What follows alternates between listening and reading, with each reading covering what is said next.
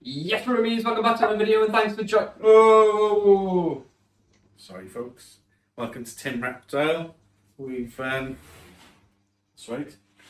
We've left the beautiful country of side of Carmarthenshire and we're visiting the bright lights of Cardiff. We've come to John's Rainforest room, so we thought we'd do a tour of our favourite YouTuber's room.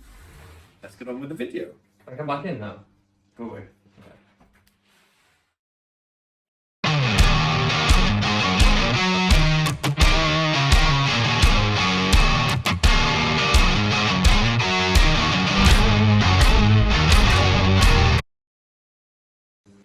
So, we've travelled to come and have a look at John's room. And ta-da! Oh. Here's the man himself. This is weird. So, yeah, so we're going to do what John did to me and make him tell us all about the room. So, starting with this, who's in here? So this is Castro, my female Cuban anole.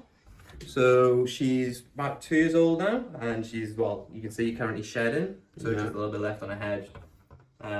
But she's in a 3x3 by just under 2 foot deep, big exotic arboreal terrarium, obviously fully planted. We've made some changes recently, just adding automatic water sprayers, and been working on the lighting. Still a few things I want to get done in this.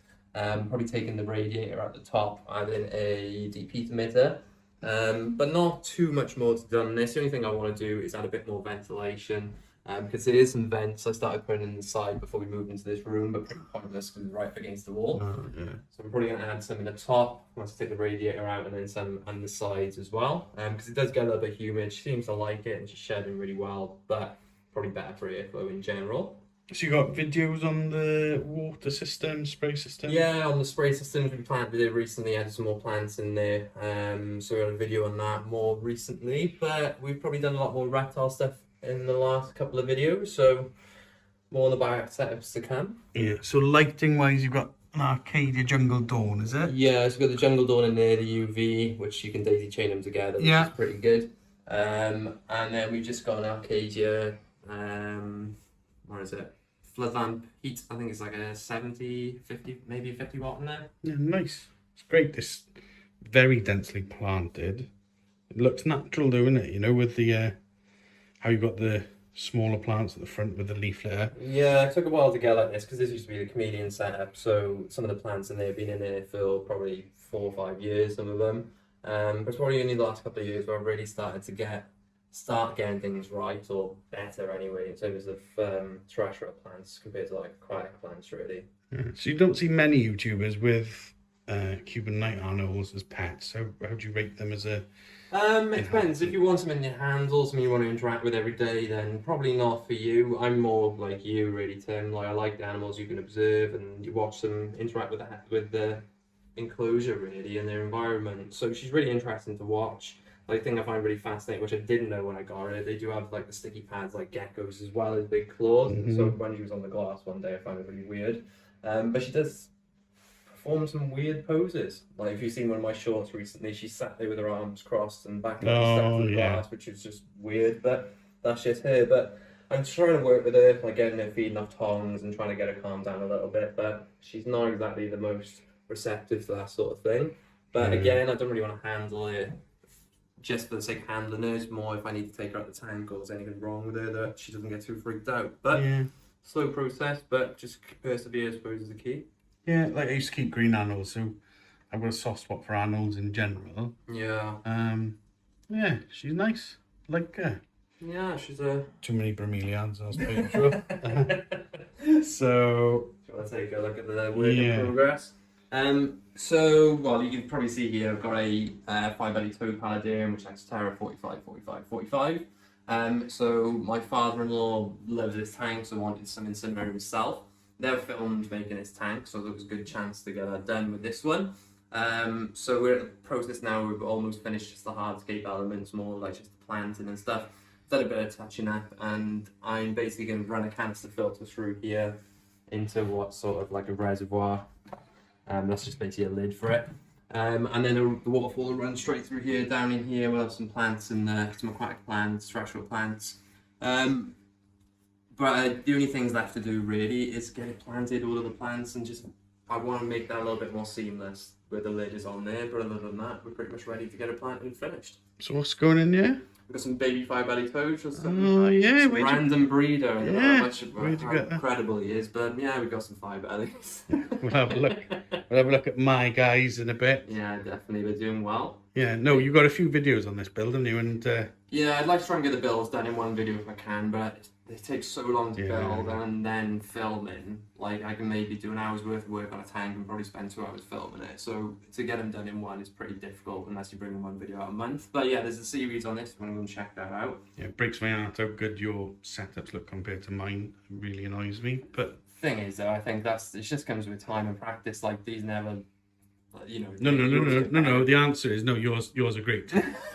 Never mind. But it's like anything, and the more you do, the better they get, really. And I think the more you understand it, I think it's hard to build one, the first one you make, just because you don't know how it's going to turn out, and you don't know how it's going to work.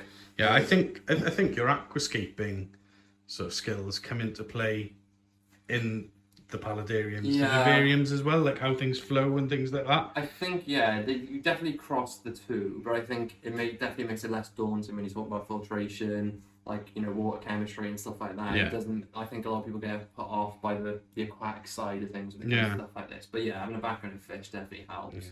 But it's not as intimidating. You started delving into it and not really into fish. It's not as complicated as some people might make out. No. But yeah, so that's one coming very soon, hopefully, and finished off in the next couple of weeks. And he's a bit out of the way. Back in just. Oh yeah, don't forget about him. I know Tim loves ball pythons. Yeah. So that's a piebald ball python. Yeah. What's his name again? Neil. Lovely name. Moving swiftly on. Anyway. But yeah, then we come to this is one of my longest running setups. So this is for my 4 5-bellied toads. So we originally had 4 in here. I did have one that got sick and unfortunately passed away not so long ago after a bit of recovery, but ended up not making it.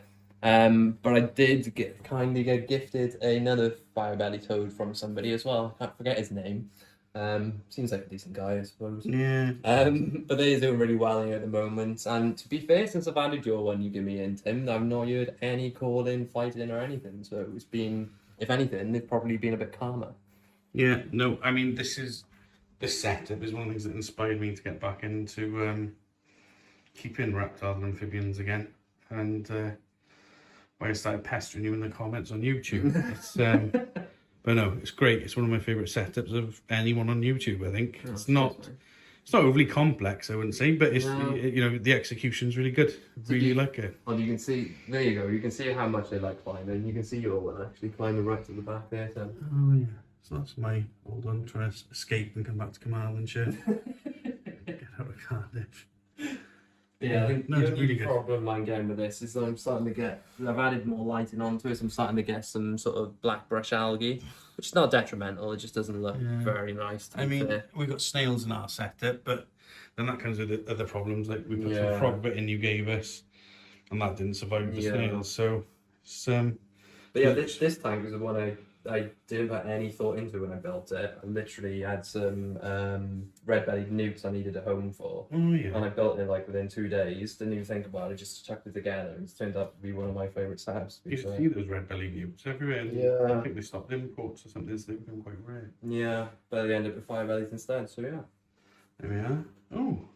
And then we're on to Bert. So this is Bert, my male-hand chameleon. This is Layla, my daughter's favourite. Yeah. She'll have seen him. So this is a reptile breeze we've turned it, turned into a bioactive setup. So we added some plastic sheeting on the side. So I think it was acrylic sheets 3mm to keep the water in. I did make a spur of a design problem. I put the bottom part on the outside, which was a bit stupid in hindsight because it's pushed off at the moment. But there is a waterproof membrane in there, so it's not caused too many issues other than the fact it doesn't look great. Yeah. But yeah, this has been running maybe a year. I've started to get on top of the plants. I think the planting was the most difficult thing with this setup, just for the fact that it's such a tall setup, so most of the lighting doesn't really penetrate much further than just on top of the mesh. So I did add a additional, the old style jungle dawns on there the other day, which seems to be keeping a lot of these newer plants at the bottom, because that's been a bit of a trial, see whether they can last with that sort of lighting. But we've got another Arcadia jungle dawn, the newer style there, as well as the T5, and then we've just got the halogen and then the deep heat emitter as well then for the night time. Got it all going on. Well, hopefully. I was using a dripper, but he doesn't seem to drink from it now since I've added the water sprayer, so that's become a pointless exercise. But he's got a mister on the back which comes on in the morning for the lights to come out as well. And he seems to be happy enough in his old age. Yeah, I remember seeing you build this. I was pretty impressed with the execution again. You know, the acrylic sides, maintaining the humidity, or maintaining the ventilation more like, isn't it, really? But really good build, really innovative. I haven't seen anyone else do it. So very impressed with that. Cheers, mate. On to some frogs, shall we? There we are. So then we've got just in a little quarantine set up at the moment. So the five-belly toads for the build I'm making at the moment. Four nice. They're starting to turn green. You've seen a bit of a change in them, haven't you? Yeah. Because to be honest, I was giving them away or selling them to people, saying, "Oh yeah, they'll turn green," not really knowing. I mean, all the adults were green, so it's a fair assumption. But yeah, it's nice to come and see how some of these guys are getting on. You can just see like on the lips of that one they're getting starting to get green. But they're really good at climbing up the glass at this age. Yeah. But they look well happy in that setup, don't they? Yeah, they seem happy. I think the only problem is all I use for water dishes is getting in the habit of making sure you change the water every day. Yeah. But yeah, other than that, it's something straightforward really. That looks horrible in there. It's pretty much just as a counterweight to stop I'm throwing some duckweed in there. Yeah. Which I really want. And the Warsley filter, you always banging on about them, you love them, don't you? They are pretty good to be fair. It's running this time for here this one. Ah, right. So that's a bit of an ongoing project. I escaped this ages ago and I really liked the escape. But for some reason, I don't know how, but duckweed ended up getting in there. Adding moss was a terrible idea, so what I've spent the last few weeks doing is combing moss out of most of the plants, starting getting there eventually. I changed over the plants to these rotalas here, and then my CO2 system packed in, so that was great. So it's been a few challenges, but I was going to rescape it completely. You can see one of the black tiger darios there actually, and over the top. That would maybe point it down maybe a little bit. Let's see. No, it disappeared. But yeah, there's just a few mosquito rasbora in here, and then I've got 3 black tiger darios, which are just small predatory fish. Oh, they are tiny, these fish, aren't they? Yeah. But yeah, so this is a bit of an ongoing project. A bit disheartening because I really like this tank, but a lot of the plants still doing really well. But I was going to rescape it and give up on it, but I'm just going to persevere, I think, and just see how it goes. Yeah, I don't know nothing of fish tanks, so looks good to me. And when the black tiger darios coming out there through there. Is there something there you having me on? No, honestly, there is. Come on, better that. Let's see there. Oh yeah. There you go. Oh, he's pretty too. It's a female there. Oh, sorry. There's two males in there. I thought there's 2 females, but a lot of the time, the subdominant males will actually try and look like a female, just to keep the hierarchy. But I'm sure that one is a female, but there is 2 males in there as well. But they seem to get on fine. There's enough hiding space in there. You can see the tiny fish and put my finger up against, so you can see how small they are. Yeah. Oh, I mean, yeah, they're like grains of rice. Yeah. Well, slightly bigger, perhaps, but not much. Yeah. Oh, there you go. But I suppose it's the same principle. Like I've said with the vivariums, I keep smaller species so we can provide them a bigger. Yeah. I really like the nano fish. I'm not really about huge fish. These are probably some of the biggest fish that I've got other than the tank downstairs, but this is I think it's just over 20 gallons. Harlequin rasbora. Go on, I'll test you on your fish, Tim. What else is Harlequin rasbora. Yeah. What you got there? Is that that's a pearl danio or something, is it? Celestial pearl danio. That's it. You've got a white cloud mountain minnow up there. Yeah, golds. Anything else in there? So we got the chocolate gourami, which are they're really hard to spot sometimes. I did see them earlier. Yeah. Oh, there you go. They're at the back. They're congregating by the tiger lotus. You sort of see them. Yeah. No, they are pretty. And then we've got clown killifish as well, which you hardly ever see with all the floating plants. So you're lucky to see those. Yeah. Have they got like a little blue eye, have they? Yeah, the males do. That one was a female, but yeah, the males do. They're really pretty actually, in like red, yellow coloration and their black stripes. But again, this one is a tank I've probably worked on for quite a while. Only recently taken all of it, most of the floating plants out, just because it was blocking out too much of the light and some of the plants are suffering. Like you see, this one's gone really leggy as a result. So get in there with that. But I think you're going to take some of the frog bit and you, Tim, which seems to be growing a bit out of control. I love it. Try and keep your duckweed out of my tanks. Yeah, the duckweed's been a nightmare. I managed to get most of it out this week. I even took all of these out, trimmed the roots of these, just to try and get the duckweed out. But you can take some of these. Tim, they're growing pretty well. Bro. What I find with the big ones, the frogs actually can sit on them and they stay afloat. Yeah. So it's cool. And then this is probably the latest aquascape I've done. You actually see the scarlet baddest there. Again, a tiny fish, very similar to the black tiger dario, just a slightly different family. But again, a micro predator. That's a male actually. Hasn't coloured up properly yet. You can see the nice colours in it. So you say micro predator, what are you feeding them? So they'll pick off. They'll even eat out the tiny snails like you can see on there. But I don't generally feed Daphnia. They will take bloodworms. Sometimes they're a little bit too big. Live or frozen or both? Sometimes, mainly frozen. But I use this as well as like a micro crumb. It's like I'll feed them now if you want. And there's like such a small grain granule. It's just like dust really for like the smaller fish. But this is a tank that really sort of got out of control when I went away. I've recently trimmed it back, and you can see some of the plants at the back I might consider changing because they just grow too quickly and duplicate too easily. And they blocked out all the light then, killing off the carpeting plants as well, which is a little bit annoying. But work in progress. I think that's the fun of it, and working the problems out and getting it right. Yeah. But just some amano shrimp in there as well, which I got a feeling they might be eating some of these carpeting plants as well. But these shrimp are only meant to breed in brackish water. Yeah. I found some babies in there recently, so I don't know how that's happening.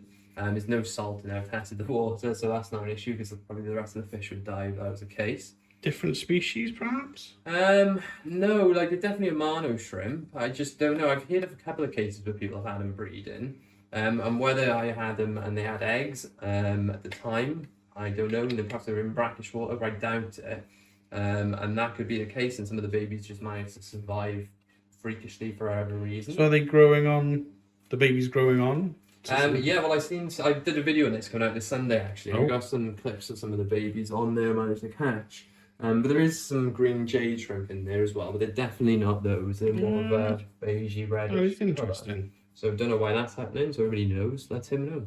Yeah, be interesting to see if that reoccurs as well. Yeah, definitely. Just small little setup, but again, very, very small fish. I put my finger next to that fish there. You can see how actually small it is. Tiny.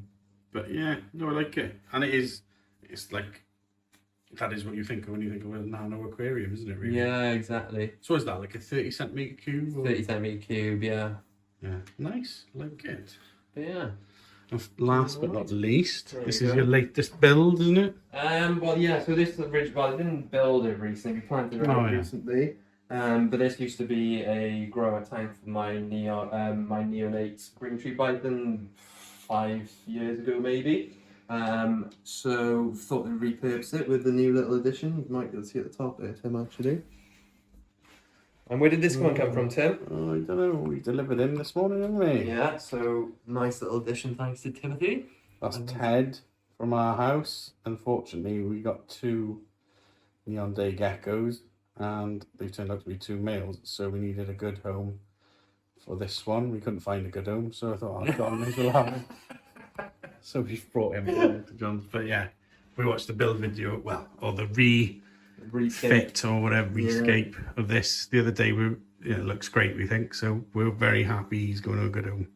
Yeah, so hopefully get some females soon. I think you reckon a couple of females. Yeah, it'd be nice if we start breeding something. Yeah, I think it's just nice in there to see. I think you see a lot more interactions, like the firebellies. I love the firebellies because you see them together.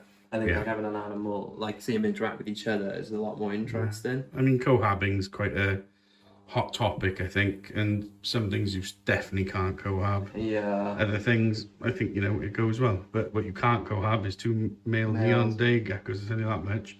Well, I'm sort of glad you made that mistake, Tim, to be fair. But he's settling in nice. Well, it wasn't a mistake. Hang on, right? Slander. But, yeah. But he's only been in here, what, less than an hour now? Yeah, he looks happy enough. Yeah, he's having a little explore. But yeah, we'll give him some food later, see how he's doing, but hopefully he's settling nice. Bro. Well, But yeah, I took your tip as well. Do you want to go through this? Oh, yeah. Like, I think it's important because I wouldn't have known if I didn't come down your So if you look back at our build videos for a neon day gecko, inside, just under the lip here-ish, the neon day geckos can access the inner rim of the lid and they can get all the way around and they might be able to get out. So we stuffed ours with foam. You've used silicone, have you, to block it up? So if you're thinking of getting any small dwarf gecko species, it's probably worth having a look at our video just to see what we've done. You know, it goes in more depth than we're going to do here. And then you've got to be careful with the wires. Go in the back, and you just plug that with a bit of foam today. Now you've got, so better be safe than sorry. Yeah, I reckon that'll be good. I don't think he's going anywhere. Yeah. But yeah, we've had a Domino's on John, so that concludes the video, I think. It's really weird coming to your favourite YouTuber's house and actually seeing the setup. Very different in person, but What's just different about it, mate? I think it looks bigger. I think you're... Oh yeah, it definitely seems bigger in the videos. Yeah, in the videos. And but it's nice. You haven't got a massive collection, but I think that's a good thing in that you can focus on what you're doing, the animals you've got. I think there's always such a lot, like you know, don't you? It's like, even if you can care for the animals, like even it's like the plants and lighting, there's so much to learn, I think. Yeah, and it's take your time, isn't it? Yeah, enjoy it and get it right. And like we've got a list of stuff we want to get, but it's pretty finite, you know. We're not buying things on impulse. We're not. Well, we are buying things ahead of having things built for them because some of the things are quite rare, and you've got to buy them when they become available. But yeah, brill. Well, thanks, John. Thanks for the hospitality. We've really enjoyed ourselves, and it's been a pleasure. Cheers, buddy. Say goodbye. So back home now in Tim Reptile HQ, we'd just like to say a big thank you to John and his partner for hosting us. We had a great day. We've come in with some goodies. We've got some moss, creeping fig cuttings, a variety that I haven't got. More frog bit. Don't know where I'm going to put it, but I'm sure I'm going to put it somewhere. I like that stuff. And some isopods from him. So we had a great day. We've come in with some goodies and the geckos in a nice new home. So we hope you enjoyed this video. Please like, subscribe, leave a comment. Let us know what you think of John's room. See you on the next video. Thanks, YouTube. You missed out TikTok.